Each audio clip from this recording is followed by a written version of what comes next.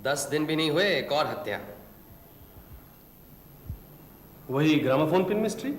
सुनो, मशहूर व्यापारी कैलाश चंद्र मलिक शाम को अपनी गाड़ी से उतरकर मैदान में घूमने उतरे। कुछ दूर जाते ही ओह आवाज करके जमीन पर गिर पड़े।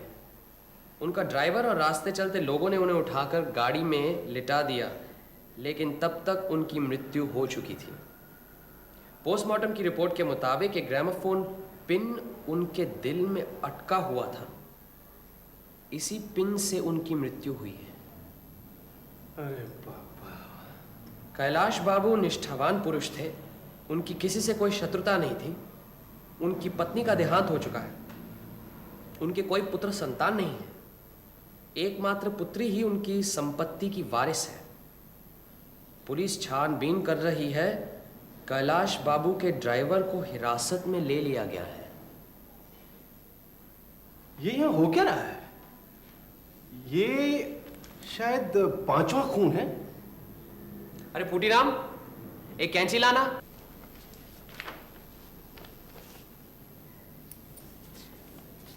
लगता है हत्यारों के किसी गिरोह ने कलकत्ता पे दावा बोल दिया है। ये किसी गिरोह विरोह का काम नहीं है। ये तो किसी एक आदमी का काम है। एक आदमी हो या गिरोह, लेकिन इस तरह दिन दहाड़े खून होते जा रहे हैं और आज तक कोई पकड़ा नहीं गया। तुम तो शुरू से ग्रामोफोन पिन के मामले से उलझे हुए हो। तुम्हें क्या लगता है? सब हत्याएं रास्ते पर हुई हैं, फुटपाथ पर नहीं। और जाहिर है कि रास्ते की भीड़ भाड़ में हत्यारे का बच निकलना आसान है। और सब हत्याएं ग्रामोफोन पिन से हुई हैं। ऐसा लगता है कि इस औजार का इस्तेमाल रास्ते पर ही हो सकता है, किसी जंगल या सुनसान जगह में नहीं। लेकिन एक बात और गौर करने की है। कुछ महीनों से अखबारों में एक मजेदार इश्तिहार छप रहा है। कभी पढ़ा है? मैं इश्तिहार नहीं पढ़ता। इश्तिहार नहीं पढ़ते तो फिर क्या पढ़ते हो? अरे भाई, अखबार में जो सब लोग पढ़ते हैं वही मैं भी पढ़ता हूँ। खबरें। अखबार में अगर मजेदार खबरें जानना चाहते हो तो हमेशा इश्तिहार पढ़ो। फिर तो अखबार वाले बड़े बेवकूफ हैं। सिर्फ इश्तिहार में छाप कर दुनिया भर की खबरें छापते रहते हैं। उनकी कोई गलती नहीं है। तुम्हारे जैसे पाठकों के मनोरंजन के लिए खबरें छापनी पड़ती हैं, नहीं तो अखबार बिकेगा कैसे? चलो आज से इश्तिहार भी पढ़ लूंगा। लेकिन वो मजेदार इश्तिहार है क्या? यहाँ पढ़ो। इसमें कहाँ? खोलो, ऊपर देखो, बाईं तरफ निशान लगा कर रखा है। सुनाओ जरा पढ़कर। रास्ते का कांटा, यही ना?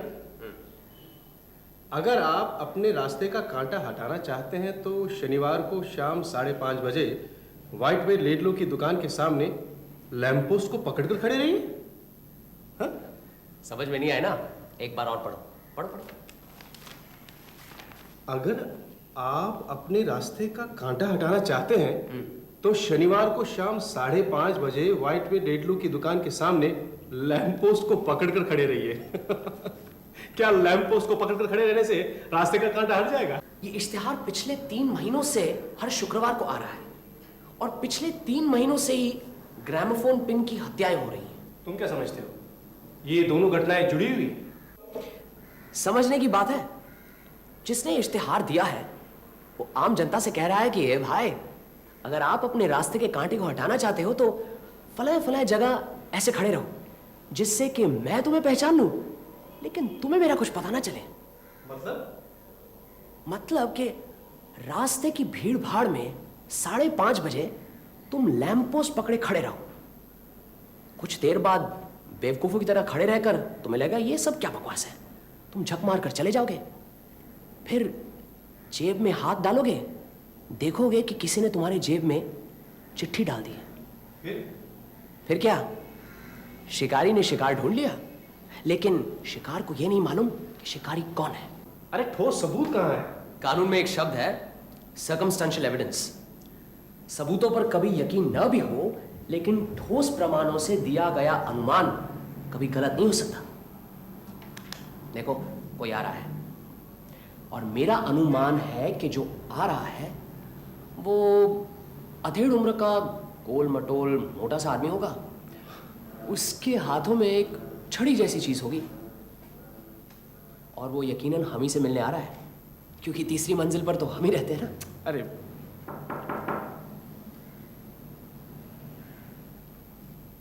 अंदर आ जाइए, दरवाजा खुला है।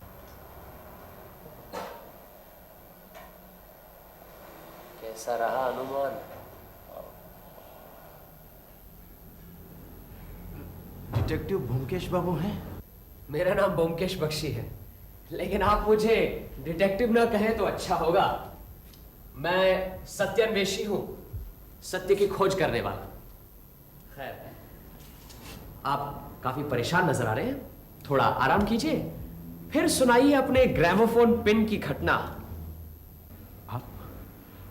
आपको कैसे पता चला कि मैं ग्रामोफोन पिन के बारे में आपसे मिलने आया हूं? जी, मेरा अनुमान है। नंबर 1, आप अधेड़ उम्र के हैं। नंबर 2, आप खाते पीते धनी व्यक्ति हैं। नंबर 3, आप बहुत परेशान हैं। और 4, आप मेरी मदद लेने आए हैं, इसलिए बैठिए। आपका नाम सुन के चला आया, लगता है अच्छा ही किया। आते ही आपने अपनी सूझबूझ का नमूना दिया, इसलिए मुझे लगता है कि आप ही मेरी समस्या का समाधान कर सकते हैं। दिन दहाड़े 5-5 हत्याएं और हत्यारे का अब तक पता नहीं चला। ब्योमकेश बाबू, मैं तो बाल बाल बच गया, वरना आप घबराइए मत, शुरू से साफ साफ कहिए। गैर जरूरी समझकर कुछ छोड़िए नहीं, मेरे लिए कुछ भी गैर जरूरी नहीं है। मेरा नाम आशुतोष मित्र है। पूरी जिंदगी कलकत्ते में कटी। 18 वर्ष की उम्र से धंधे में उलझा हुआ हूँ। शादी वादी करने का मौका ही नहीं लगा। सच पूछो तो इच्छा ही नहीं हुई। मुझे अकेला रहना अच्छा लगता है। आपके कोई रिश्तेदार या निकट संबंधी है? नहीं, कोई नहीं। न मैं किसी के यहाँ जाता हूँ, न कोई मेरे पास आता है। हाँ, एक बिगड़ा हुआ भतीजा है, शराब में धुत। कभी कभी रुपयों के लिए तंग करता रहता है, पर अब मैं उसे घर में ही नहीं घुसने देता। कहाँ रहता है? फिलहाल जेल में है। दंगा फसाद करने के जुर्म में 2 साल की जेल भुगत रहा है।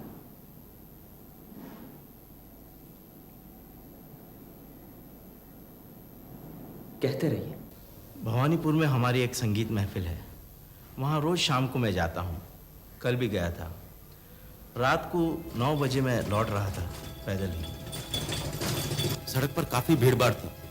मैं कुछ देर फुटपाथ पर खड़ा रहा, फिर मौका देखकर सड़क पार करने लगा। तब मुझे लगा कि किसी ने एक जोरदार घूंसा मेरे सीने पर मारा। मैं चकरा गया। किसी तरह गिरता पड़ता मैं सड़क तो पार कर गया। मेरे कोट के सीने के जेब में हमेशा एक घड़ी रहती है।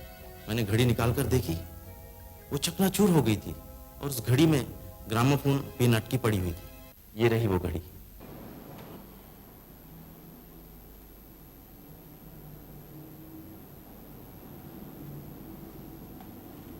फिर मैं किस तरह घर पहुंचा वो तो मैं ही जानता हूं। अगर कोट की जेब में ये घड़ी ना होती तो इस वक्त तो मैं किसी अस्पताल के मुर्दा घर में पड़ा होता। आप बेफिक्र रहिए, अब आपको कोई डर नहीं है। लेकिन भविष्य में जैसे मैं कहूं वैसे कीजिएगा, फिर आपकी जान को कोई खतरा नहीं। आप मुझे इस परेशानी से बचा लीजिए ब्योमकेश बाबू। मैं आपको जितने चाहिए रुपए दूंगा। मैं पूरी कोशिश करूंगा। अच्छा, कल रात जब आपके सीने में धक्का सा लगा, तब आपने किसी तरह की कोई आवाज सुनी? आवाज? कैसी आवाज? टायर फटने की या गोली चलने की? नहीं। कोई और आवाज? मुझे तो कुछ याद कीजिए, जरा सोचिए। सड़क पर जो आम आवाजें होती है, ट्राम गाड़ी की, घोड़ा गाड़ी की, साइकिल की घंटी की, ऐसी आवाज सुनी थी। कोई खास आवाज नहीं सुनी? नहीं। आपका कोई रिश्तेदार या दुश्मन है जो कि चाहता हो कि आप इस दुनिया में न रहें? कम से कम मेरी जानकारी में तो ऐसा कोई नहीं है। आपकी शादी नहीं हुई है, आप बाल बच्चे वाले भी नहीं हैं। आपका वारिस क्या आपका भतीजा है? जी नहीं। आपने अपना वसीयतनामा तो बनाया ही होगा? जी हाँ, बनाया है। उसमें आपकी संपत्ति का वारिस कौन है? आप और जो कुछ पूछना चाहते हैं पूछ सकते हैं, पर यह प्रश्न मत कीजिए। ये मेरा निजी मामला है। ठीक है, जाने दीजिए।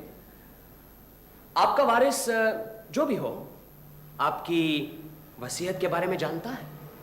जी नहीं, मुझे और मेरे वकील के अलावा किसी को मालूम नहीं। आपका वकील कौन है? विलास मलिक, आप जानते हैं उन्हें? नहीं, कितने वकील हैं? आपके वारिस से आपकी मुलाकात होती है? जी हाँ।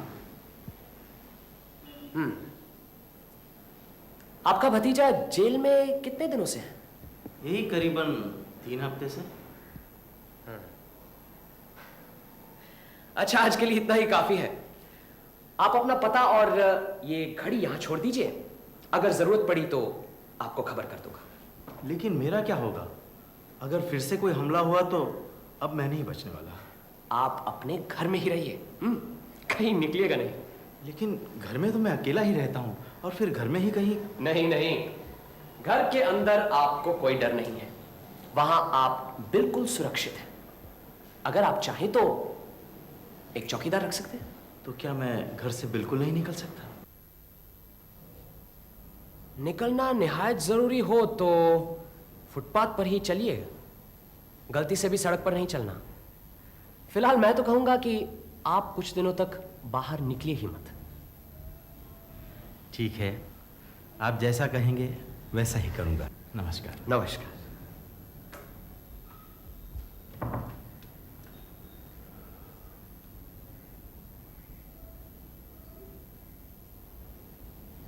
मैं जरा बाहर चक्कर लगा कर आता हूं। अगर मुझे देर हो गई तो खा पी लेना। ठीक।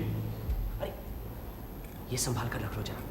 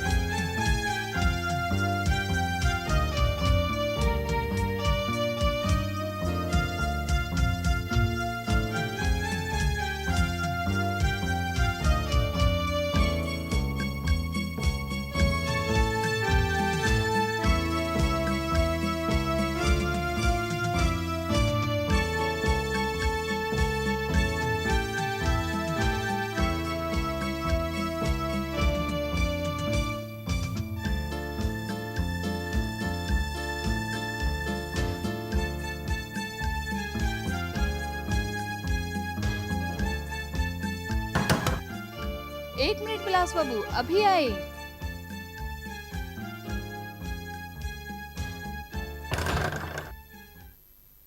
मुझे विलास बाबू ने भेजा है, वो आज नहीं आएंगे। आपको कुछ कहना है? आपको विलास बाबू ने भेजा है? जी। कह देना आशुतोष बाबू 4-5 दिन नहीं आएंगे, वो कभी भी आ सकते हैं। जी बहुत अच्छा। और कुछ? जी नहीं, बस। अच्छा।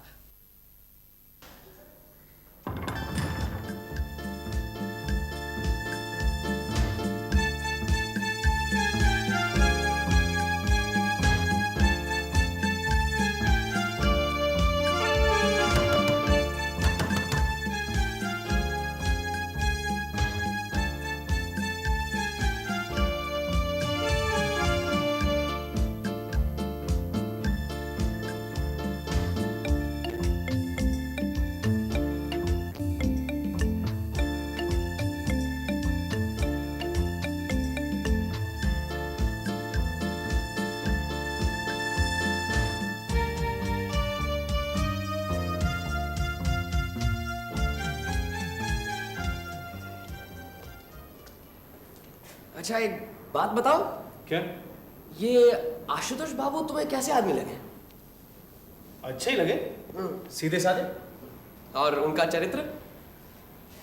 भाई जिस तरह से अपने पियक्कड़ भतीजे पे खफा है, हाँ। उससे तो लगता है कि चाल चलन अच्छा ही है। अभी तक शादी नहीं की है, अब 50 साल के हो गए हैं, अब क्या बिगड़ेंगे? यही तो उम्र है बिगड़ने की। हजरत किसी औरत से उलझे हुए हैं। क्या?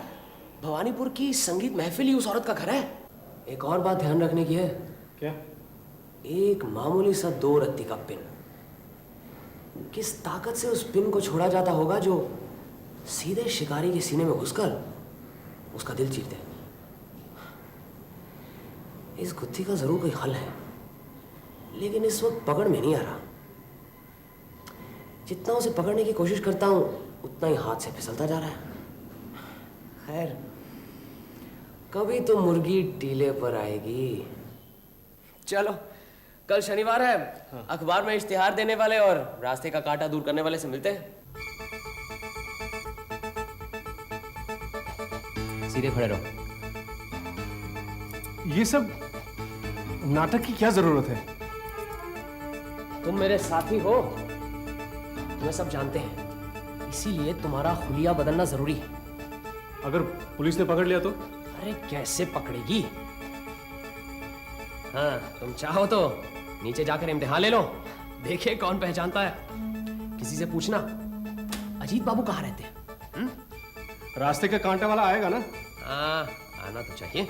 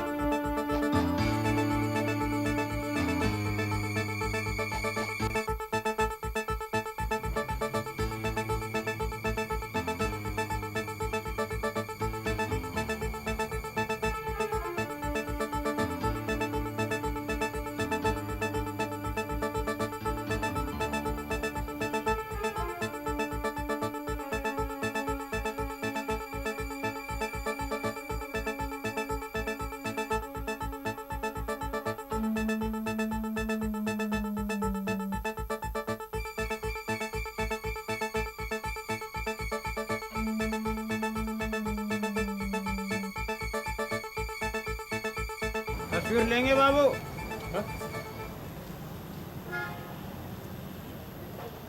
नहीं नहीं। चिट्ठी मिल गई, अब सीधा घर जाओ। हाँ? पहले भाऊ बाजार जाना ट्रैम से, वहां से फिर हावड़ा जाना, हावड़ा से फिर एक टैक्सी पकड़कर सीधा घर पहुंचना। जाओ।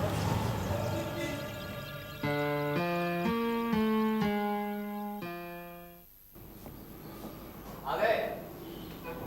अरे कब आ गए साहब? बस 20 मिनट हुए। मेरा पीछा क्यों कर रहे थे? अजीत, कुछ बात बनी नहीं, बस 1 मिनट की देर हो गई। कैसे? तुम जब लैंप पोस्ट पकड़े खड़े थे तब मैं सामने की दुकान में था। तुम जिस तरह नर्वस होकर बार बार जेब टटोल रहे थे, घड़ी देख रहे थे, उससे शायद लगता है कि चिट्ठी देने वाले को शक हो गया। अच्छा, इसीलिए उसने तुम्हें चिट्ठी नहीं दी। फिर वो तुम्हें चिट्ठी देकर फौरन गायब हो गया। तुम उल्लू की तरह चिट्ठी लिए बंगले झाँकने लगे। अच्छा, आदमी देखने में कैसा था, कुछ गौर किया? उसने लुंगी बनियान पहन रखी थी, थोड़ी सी दाढ़ी आई हुई थी और यहाँ पर एक बड़ा समस्या था। जरूर नकली भेस होगा, ये बिल्कुल तुम्हारी दाढ़ी की तरह। अच्छा, लाओ वो चिट्ठी तो दो। हाँ, ये। और जाओ वापस अजीत बनकर आ जाओ।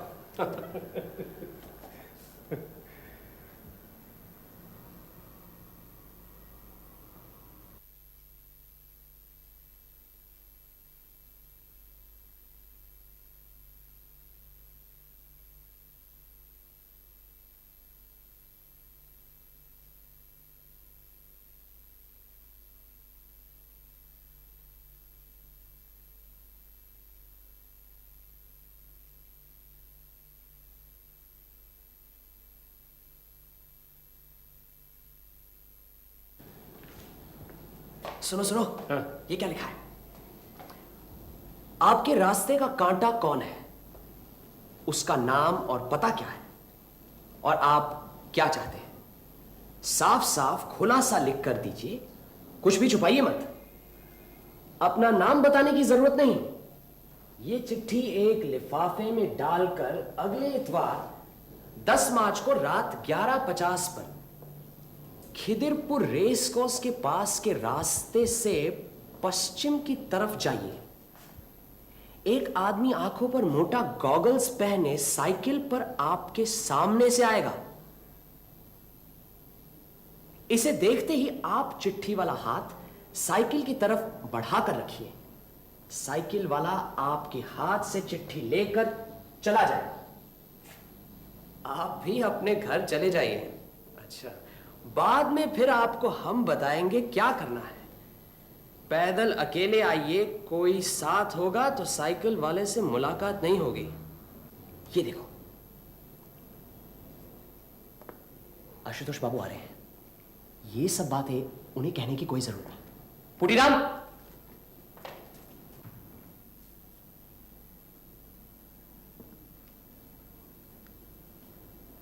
आइए आइए आशुतोष बाबू, क्या बात है?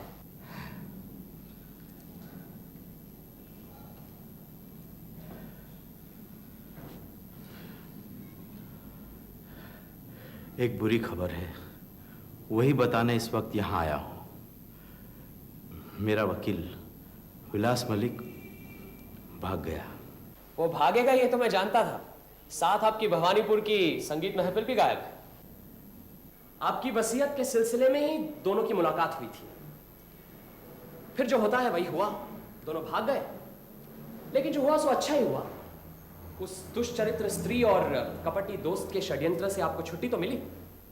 खैर, अब आपकी जान को कोई खतरा नहीं। अगर आप चाहें तो रास्ते के बीच में भी बेफिक्री से चल सकते हैं। मतलब उन दोनों ने मिलकर आपको मार डालने की साजिश की थी, अपने हाथों से नहीं। इसी कलकत्ते शहर में एक आदमी है जिसे कोई नहीं पहचानता, उसे किसी ने देखा भी नहीं, लेकिन जिसके निष्ठुर हथियार ने 5-5 लोगों की जान ली। आप भी जाने वाले थे, लेकिन आपकी लंबी उम्र है इसलिए बच गए। 38 साल तक मैं निष्पाप रहा। फिर मेरे पैर फिसले। देवघर में मैंने इस लड़की को देखा, मैं मुक्त हो गया। बाद में मुझे पता चला कि वो एक वेश्या की लड़की थी। शादी तो कर नहीं पाया, लेकिन उसे छोड़ भी नहीं पाया, इसलिए कलकत्ता में एक मकान लेकर उसे दिया। 12 साल तक वो मेरे साथ पत्नी की तरह रही। मैंने उसे अपनी सारी संपत्ति का वारिस बना दिया। मेरी धारणा थी कि वो भी मुझे पति जैसा समझती है, लेकिन अच्छा सबक मिला मुझे इस बुढ़ापे में। क्या खबर है? इश्तार फिर निकला है? नहीं, कोई आ रहा है। पुटीराम, पुटीराम!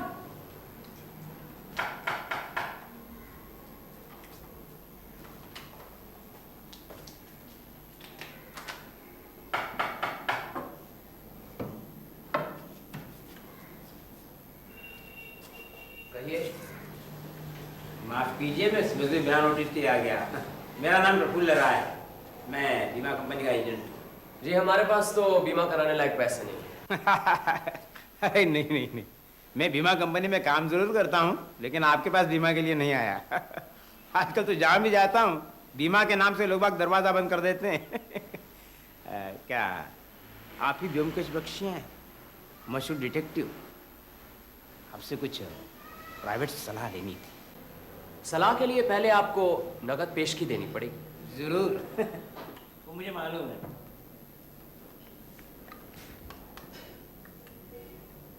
ये लीजिए। वैसे मेरी बात कोई खास सीक्रेट नहीं है, लेकिन फिर भी ये मेरे मित्र और सहायक है। आपको जो कुछ कहना है इनके सामने कहिएगा। अच्छा अच्छा, तो आप ही अजीत बाबू हैं? नमस्कार। कितने भाग्यवान हैं आप। इतने बड़े डिटेक्टिव के साथ रहकर कितने विचित्र अपराध और घटनाओं से जुड़ा रहना पड़ता है। बड़े सौभाग्यशाली हैं आप। कभी कभी मैं भी सोचता हूँ कि बीमे का सूखा धंधा छोड़कर आपके जैसी जिंदगी बसर करूं, लेकिन अब आप क्या सलाह चाहते हैं वो बताएं तो बड़ी मेहरबानी होगी। हाँ जरूर। पिछले साल मैंने 10-12 लाख का धंधा किया। मेरी कंपनी ने खुश होकर मुझे कलकत्ते के ऑफिस का इंचार्ज बना दिया। काम भी ठीक चल रहा था, लेकिन पिछले कुछ दिनों से एक मुसीबत खड़ी हो गई है। एक दूसरी कंपनी का एजेंट मेरे पीछे पड़ा हुआ है। अब मैं तो सिर्फ बड़ी बड़ी पार्टियों को संभालता हूँ, ये दूसरी कंपनी का जो एजेंट है ये जाकर मेरे क्लाइंट को भड़का रहा है। मैं जहाँ भी जाता हूँ वहाँ मेरी कंपनी की बुराई करता है। उन्हें कम प्रीमियम का लालच देकर मेरा धंधा चौपट कर दिया है। कई पार्टियाँ तो हाथ से निकल भी गई हैं। अब हमारी कंपनी परेशान है, उस पर दबाव डाल रही है। क्या करूँ कुछ समझ में नहीं आ रहा है। 2-3 महीने निकल गए, इस आदमी से छुटकारा कैसे मिलेगा, बस इसी उधेड़-बुन में हूँ। मैं आपको एक बात बताता हूँ, देखिए आप, ये देखिए आप, 2 हफ्ता पहले इस स्टार पर नजर पड़ी। आपने शायद गौर नहीं किया होगा, और करने की कोई बात भी नहीं है, लेकिन ये इश्तेहार पढ़ते ही मेरी तो आंखें खिल गई। मैंने सोचा अपने रास्ते के कांटे से छुटकारा पाने का यह सही मौका है। सो पिछले शनिवार के पहले शनिवार को जहां बताया था वहां मैं कृष्ण कन्हैया जैसा लैंप पोस्ट पकड़ के खड़ा रहा। बड़ी देर तक खड़ा रहा, पैर सूज गए, हाथ में दर्द होने लगा, कहीं कुछ नहीं। मायूस होकर जब वहां से चल दिया तो यकायक देखा मेरे जेब में ये चिट्ठी पड़ी हुई है। देखिए साहब, ये सोमवार को 11:50 को मिलने के लिए बोला है। देखिए कल ही तो सोमवार है, आप कल जा रहे हैं? पहले तो ताजुब की बात यह है कि ये चिट्ठी मेरे जेब में आई कैसे। ये चिट्ठी पढ़ते ही मैं तो डर गया। क्या कौन आदमी है, कहाँ रहता है, क्या है, और ये आधी रात को अकेले क्यों बुला रहा है, मेरी तो कुछ समझ में नहीं आ रहा है। मुझे आप एक बात बताइए कि मेरी जगह पर आप होते तो क्या करते? मैं तो पहले ये क्या करते वो जानना इतना जरूरी नहीं है। आप क्या सलाह चाहते हैं ये बताइए। ये चिट्ठी लिखने वाले को मैं पहचानता तक नहीं, और इसलिए चिट्ठी में जो लिखा है वो पढ़कर लिखने वाले पर शक होता है। कहीं ये आदमी कुछ गड़बड़ तो नहीं करेगा। चिट्ठी का जवाब लेकर उससे मिलना क्या ठीक होगा? ये गए 7-8 दिन से मैं इसी उधेड़-बुन में हूँ, लेकिन अभी तक किसी नतीजे पर नहीं पहुँचा। अब सिर्फ एक ही दिन बाकी है, सोचा आपसे सलाह ले लूँ। देखिए आज कुछ कह नहीं सकता, आप ये दोनों कागज यहाँ रख जाइए, अभी वक्त है, कल सुबह आइएगा। कल नहीं, कल सुबह तो नहीं आ पाऊँगा, कहीं बाहर जाना है। आज नहीं बता सकते? 7 बजे, 8 बजे या बाद में भी रात को? नहीं, आज रात मुझे कहीं जाना है। परेशान मत होइए, कल सुबह नहीं आ सकते तो शाम को आ जाइएगा, 4 बजे 5 बजे, मैं घर पर ही रहूंगा। ये ठीक है, लीजिए। आप लेंगे? नहीं नहीं धन्यवाद। आप लेंगे? नहीं। अच्छा, नमस्ते। नमस्ते। पुलिस को भी खबर कर दे तो कैसा रहेगा? मेरा ख्याल से पुलिस जांच पड़ताल करके इस आदमी का नाम पता निकाल सकती है। पुलिस की मदद चाहते हैं तो मेरे पास क्यों आए हैं? मैंने आज तक पुलिस के साथ काम नहीं किया और करूंगा भी नहीं। आप अपना रुपए ले जाइए। अरे नहीं नहीं नहीं, मैं तो सिर्फ आपकी राय जानना चाहता था। आपकी मर्जी नहीं है तो मुझे क्या पड़ी है। चलता हूँ, कल शाम को आऊंगा।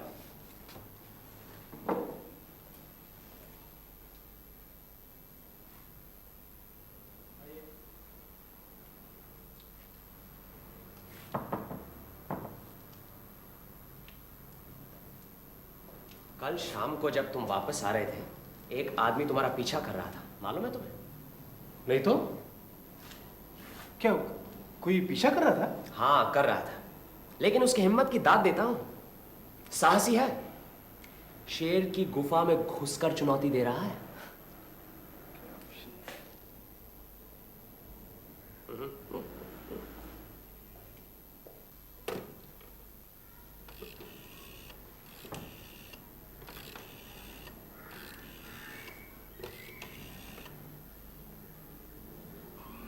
लाल बाजार पुलिस स्टेशन, इंस्पेक्टर बागची हैं जी। बोमकेश। अच्छा मुमकेश, जाना क्या जरूरी है? रास्ते के कांटे के बारे में इतनी उत्सुकता दिखाने की क्या जरूरत है? इसी तो अच्छा होता कि हम ग्रामाफोन प्रिंट की छानबीन करते। वो भी होगा, पहले देख तो ले कि मामला क्या है। फिर कल शाम प्रफुल्ल राय भी आने वाले हैं, उन्हें देने लायक कुछ खुराक भी तो होनी चाहिए। लेकिन हम दोनों नहीं जा सकते। चिट्ठी में लिखा है कि कोई साथ नहीं होगा। इसका भी बंदोबस्त मैंने कर लिया है। जल्दी करो, बस वक्त हो रहा है। मैं भी जरा कपड़े बदल कर आता हूँ। ठीक है।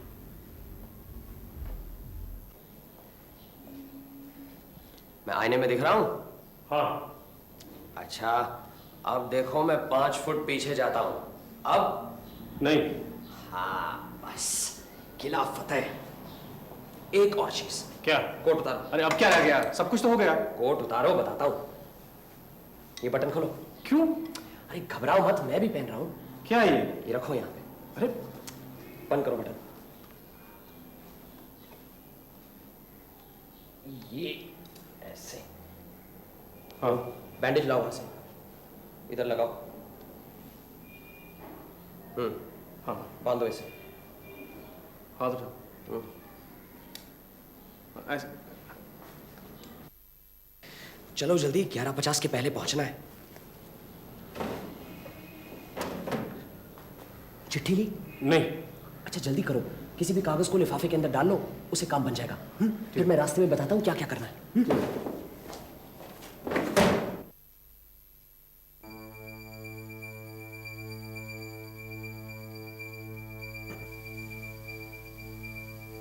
चिट्ठी हाथ में लेकर चलते रहो।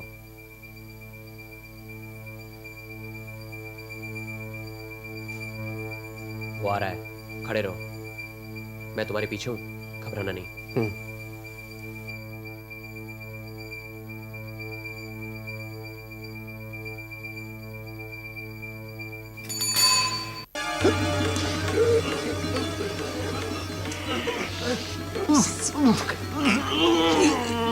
अजीत, मेरे जेब में रस्सी है, जरा निकाल के इसके हाथ बांधो। अच्छा। मिली? हाँ।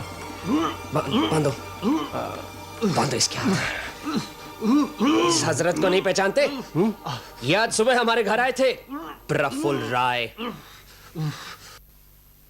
और भी जानना चाहते हो? यही ग्रामोफोन पिन रहस्य के मेघनाथ हैं। आप मेरे सीने से हट जाइए ब्योमकेश बाबू, यकीन मानिए मैं भागूंगा नहीं। अजीत, हाँ? इसके जेबों की तलाशी ले लो, देखो कोई हथियार वगैरह तो नहीं है।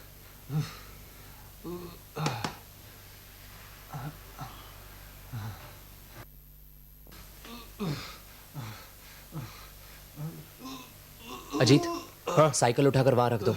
घंटी को हाथ मत लगाना, बहुत खतरनाक चीज है। ठीक है। दरअसल आप ही से मुझे डर था, इसीलिए ये जाल बिछाया। सोचा था आप अकेले आएंगे। मुझे अपनी सूझबूझ पर बहुत घमंड था, लेकिन आप तो मुझसे भी ऊंचे कलाकार निकले हैं। आपने मेरा नकाब तोड़कर मुझे नंगा कर दिया, और मैं आपका ही नकाब देखता रहा, असल आदमी को देखा ही नहीं। खैर छोड़िए, प्यास लगी है, पानी पिलाएंगे? यहाँ पानी नहीं है, पुलिस स्टेशन में मिलेगा। अरे पानी नहीं तो पानी ही खिला दीजिए, कुछ तो प्यास बुझेगी।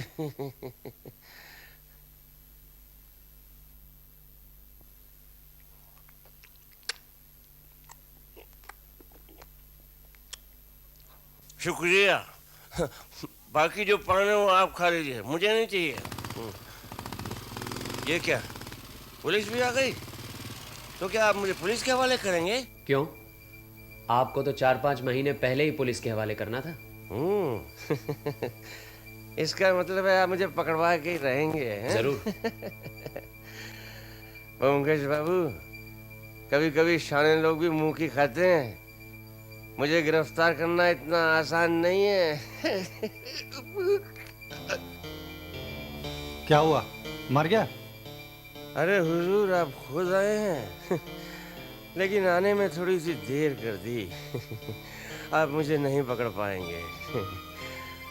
ब्योमकेश बाबू, आप भी एक पान खा लेते तो बहुत अच्छा हो जाता, इकट्ठे सफर करते। आप जैसे महानुभावों को छोड़कर जाने में मुझे बहुत तकलीफ हो रही है। सर,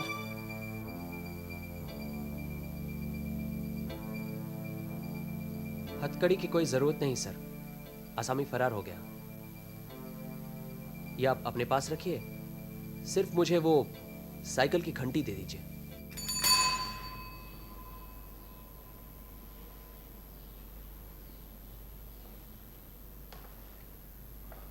क्या देख रहे हो भाई?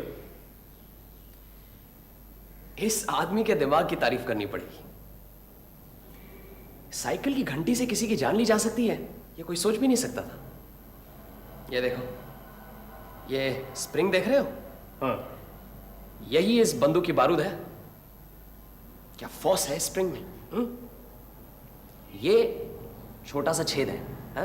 और यहां इसकी नली, यहां से गोली निकलती है। ये घोड़ा खींचने से दोनों काम एक साथ हो जाते हैं, गोली भी निकलती है और घंटी भी बजती है। ये रास्ते का कांटा और ग्रामोफोन पिन का हत्यारा, ये दोनों एक ही हैं। ये कब पता चला? मुझे तो पहले से ही शक था। जब से इश्तिहार निकलना शुरू हुआ तभी से ही हत्याकांड भी शुरू हुए। लेकिन जब हत्यारे की चिट्ठी में साइकिल का जिक्र आया तब मुझे यकीन हो गया कि ये दोनों मामले जुड़े हुए हैं। मैंने आशुतोष बाबू से पूछा, आपकी छाती पर चोट लगते समय आपने कोई आवाजें सुनी? तो उन्होंने गाड़ी और ट्रेन के साथ साथ साइकिल की घंटी की आवाज भी सुनी थी। कितना आसान काम है, आप रास्ते से जा रहे हैं, सामने से एक साइकिल आती है, घंटी बजाकर बाजू से निकल जाती है और आप खत्म। कोई शक भी नहीं करेगा क्योंकि साइकिल चलाने वाले के दोनों हाथ हैंडल पर रहते हैं। लेकिन असली समस्या थी ये पता लगाना कि ये काम कौन कर रहा है। और यहां प्रफुल्ल राय की आश्चर्यजनक अकलमंदी का नमूना मिलता है। जिन लोगों ने रास्ते का कांटा हटाने के लिए उन्हें रुपए दिए थे, उन्हें भी नहीं मालूम कि यह शख्स कौन है और खून कैसे करता है।